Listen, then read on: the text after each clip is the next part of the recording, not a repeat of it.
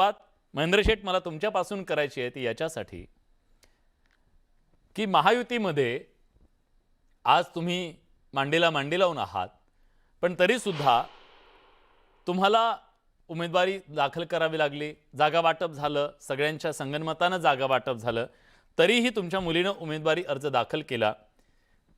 ही friendly fight होणार आहे का? बळेसाहेब असं नाही आहे. हम्म. खरं तर प्रत्येक जिल्ह्याची राजकीय भौगोलिक परिस्थिती वेगळं काहीतरी सांगून जाते. बर. म्हणून रायगड जिल्ह्याचा पूर्ण इतिहास आपण बघितला तर तटकरे आझाद राष्ट्रवादी वर्सेस म्हणजे महायुती धर्म तटकरे कधी पाळलाच नाहीये. झालेला आता स्वायत्त निवडणुकीमध्ये नगरपंचायत निवडणूक असेल, नगरपालिकेची असेल, जिल्हा परिषद पंचायत समिती निवडणूक असेल, हा. या निवडणुकीमध्ये आम्ही एकामेकाविरुद्ध लढलोय. आणि त्याच्यामुळे पूर्वीचा इतिहास बघत असताना तटकरेंनी मित्र पक्षांना कधीच साथ दिली नाहीये. बर. आणि म्हणून या विरोधात खऱ्या अर्थाने जनमत आहे.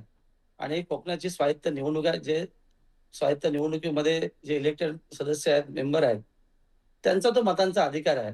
आणि मग संपूर्ण कोकणाला माहित आहे की आतापर्यंत आदरणीय तटकरे साहेबांनी सगळ्याच नेत्यांना फसवलेलं आहे.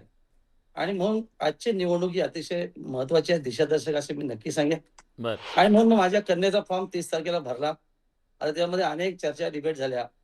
मी स्वतःहून कन्येचा माझा फॉर्म भरला आणि कुठेही कोणाचा विचार न घेताना भरला.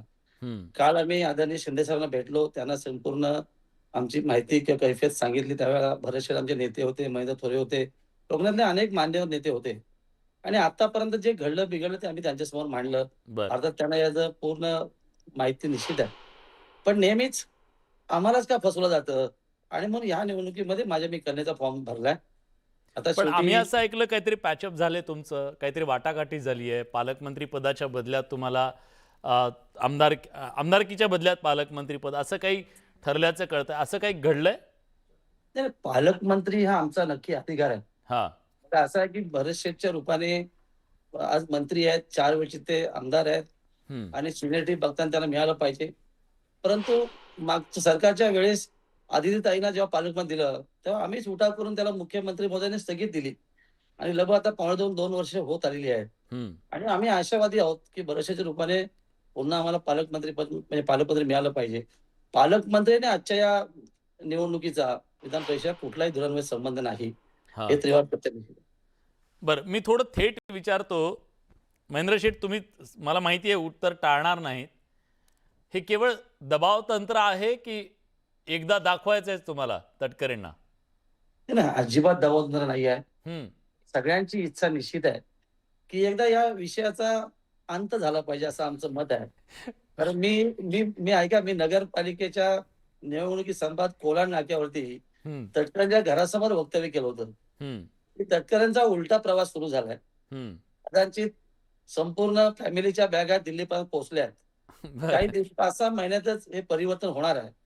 आणि आता त्यानंतर दादाच्या निधनानंतर जे काय राष्ट्रवादीमध्ये अंतर्गत घमासान झालं, जे चित्र स्पष्ट झालं, कदाचित येणाऱ्या या निवडणुकीनंतर माझा शब्द खरा ठरेल असं माझं व्यक्तिमत निश्चित आहे.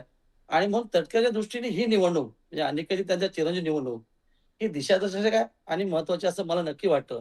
आणि म्हणून या निवडणुकीला छेद देण्यासाठी माझ्या कन्येने फॉर्म भरला. अर्थात रत्नागिरी असेल, सिंधुदुर्ग असेल, रायगड असेल, माझाही राजकीय आर्थिक स्वरूपाचा प्रवास आहे.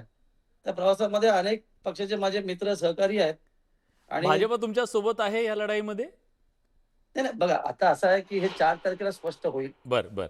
फॉर्म विड्रॉलच्या नंतर ह्या सगळ्याच प्रश्नाचं म्हणजे आज ज्या ज्या ठिकाणी महाराष्ट्रामध्ये बंडखोरी झाली याचं उत्तर आपल्याला 4 तारखेला नक्की मिळेल. ठीक आहे. सुषमाताई अंधारे, महेंद्र शेठ, सुषमाताई अंधारे हसत होत्या कारण त्यांना एक तरी हायसं वाटत असेल आता हे लढत आमच्याशी नाही आहेत, हे आपापसातच घनघोर युद्ध सुरू झालेलं आहे.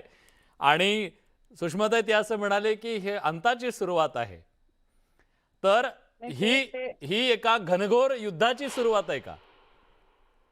नाही नाही, ज्या पद्धतीने आता महेंद्रजींनी म्हटलं की ही एका एका अंताची, पण हे अंत म्हणजे काय नेमकं, त्या अंताची व्याख्या काय?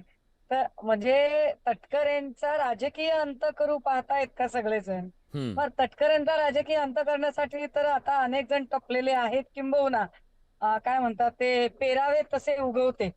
तटकरेंनी जे आयुष्यभर पेरलेलं आहे आणि प्रत्येक वेळेला स्वतःच्या पोळीवर तूप ओढण्याचा प्रकार केलेला आहे, त्यामुळे तटकरेंना त्याचं निश्चित पेबॅक करावं लागणार आहे, हे तितकंच खरं आहे. पण आता अडचण अशी आहे की महेंद्रजींनी जो फॉर्म भरला, अवघ्या मला वाटते त्याच दिवशी बहुतेक उदय भाऊ दुसरीकडे बोलत होते आणि ते बोलताना असं म्हणाले की पक्षाची एक शिस्त आहे आणि त्या शिस्तीच्या बाहेर कोणी जाईल तर ते अजिबात खपवून घेतलं जाणार नाही. आणि आपण महाविकास आघाडीचा महायुतीचा भाग आहोत हे आपण लक्षात ठेवलं पाहिजे. तर आता महेंद्रजींची त्यांच्याबद्दल मला पूर्ण सहानुभूती आहे, परंतु तुमच्याबद्दल सहानुभूती बाळगत असताना त्याच कोकणातले एक तुमच्या पक्षाचे अत्यंत दिग्गज नेते एका अर्थाने म्हणजे जरबवतायत तुम्हाला, घाबरवतायत तुम्हाला, किंबहुना तुम्हाला सूचना वजा इशारा देत आहेत की हिशोबात राहा. काय वाटतंय की बाबा पण म्हणजे काय मला चालू अजून एका गोष्टीकडे लक्ष वेधायचं आहे. अब्दुल सत्तार म्हणाले की आमचे मुंडके छाटली जात आहेत आमच्या मित्र पक्षाकडून. मग हे काय चाललंय महायुतीमध्ये, काय चाललंय? एक्झॅक्टली. एकीकडे अब्दुल सत्तार म्हणतायत मुंडकं छाटलं जातंय, भाजपकडून मुंडकं छाटलं जातंय, दुसरीकडे महेंद्रजी म्हणतायत की राष्ट्रवादीच्या तटकरेंचा राजकीय अंत होणार आहे, आणि तिसरीकडे महेंद्रजी ज्या किंवा अब्दुल सत्तार ज्या पक्षात आहेत त्याच पक्षाचे उदय भाऊ मात्र म्हणतायत की प्रत्येकाने शिस्त पाळली पाहिजे. तर आता तुम्ही तुमच्या अंतर्गत असणाऱ्या पक्षांच्या सोबत तर लढायला शस्त्र काढलेली आहेत, पण त्याच वेळेला मुळात जो एक पक्ष आहे, शिंदे सेना आहे, त्या शिंदे सेनेतल्या उदय सामंतांचं म्हणणं मात्र काहीतरी वेगळंच येतंय. त्यामुळे मला असं वाटतंय की खाई त्याला खवखवे, हे यांच्या सगळ्यांमध्येच इतकी काही काही चलबिचल चालू झालेली आहे.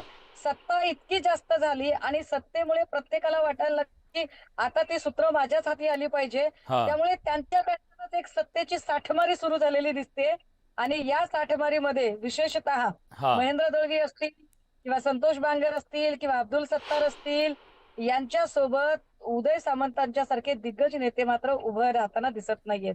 हे पण वाईट आहे. आपल्या जोशी सर, महायुतीतले आम्ही प्रेम बघितलं, जिव्हाळा बघितला, घासातला घास एकमेकांना भरवताना आम्ही बघितलेलं आहे, काय नातं होतं ते. पण आता असं झालंय की त्या आठवणी झाले, गोड आठवणी राहाव्यात अशा पद्धतीनं झालं. आता एकमेकांचा घास घ्यायला उठलेले आहेत अशा प्रकारचे आरोप नेते करायला लागलेले आहेत. खरंच अशी परिस्थिती आहे का? अंतर्गत हा सगळा युद्धाचा प्रकार आहे का? बिलकुल नाही. निवडणुका आल्या आणि निवडणुका गेल्या, असा प्रश्न असा आहे, एका निवडणुकीमध्ये कोणाला तरी काही तिकीट नाही मिळालं किंवा कोणतरी बाजूला झाला, अशी बरीच वक्तव्य होत राहतात सगळ्यांकडे. त्यामुळे प्रत्येक गोष्टीमध्ये जर काही आपण युद्धच आहोत, आता कोणाचं मुंडकं छाटणार आणि ह्या सगळ्या भाषा जरी एक कोणी काहीतरी बोललेलं असेल तरी हे काही पक्षाची भूमिका आहे असं मला वाटत नाही. महायुती अत्यंत स्ट्रॉंग आहे आणि ती राहणार आहे. मग बंडखोरी कशासाठी? एवढी बंडखोरी कशासाठी की पक्षाचीच फूस आहे त्याला?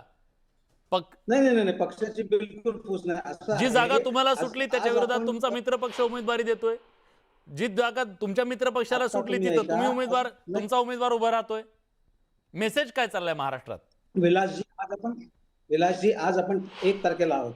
4 तारखेला संपूर्ण चित्र स्पष्ट होईल आणि मला खात्री आहे की तिन्ही नेते एकत्र बसून सर्व गोष्टी, सर्व बंड थंडोबा करतील, याबद्दल काही आम्हाला शंका नाहीये. ते आता लोक काय, विरोधी पक्ष नेहमी हेच बोलणार आहे, तुमची मुंडकं छाटतील, तुमचं हे होईल, तुमचं काय. विरोधी मित्र म्हणाले, विरोधी पक्ष नाही. अब्दुल सत्तार म्हणाले. हो मित्र, मी तुम्हाला काय सांगतो ना, मी तुम्हाला तेच म्हणतोय की एखादा माणूस कधी कधी अपसेट झाल्यानंतर काहीतरी वक्तव्य करून जातो, पण त्याच्याने काही सरकारवर परिणाम होतो असं नाही आहे, आणि फार त्याच्यामध्ये महत्व देण्याचा काय अर्थ नाही. कारण अशा प्रकारची हे भरपूर आजपर्यंत आपण राजकारणामध्ये बघितलेली आहेत. हे काय आज काय पहिली वेळ नाहीये ही. प्रत्येक ठिकाणी जेव्हा एखादा माणूस डिस्टर्ब होतो तेव्हा कुठेतरी बेताल वक्तव्य करून जातो, पण त्याप्रमाणे फार त्याला सिरियसली घेऊन म्हणून हे सगळं बिघडणारच आहे, सगळं तुटणारच आहे, मित्रपक्ष असं होणार आहे, याचा अर्थ असा होत नाही. महायुती अतिशय खंबीर आहे आणि तशीच राहणार आहे. ठीक आहे. डॉक्टर विवेक कोरडे आपल्या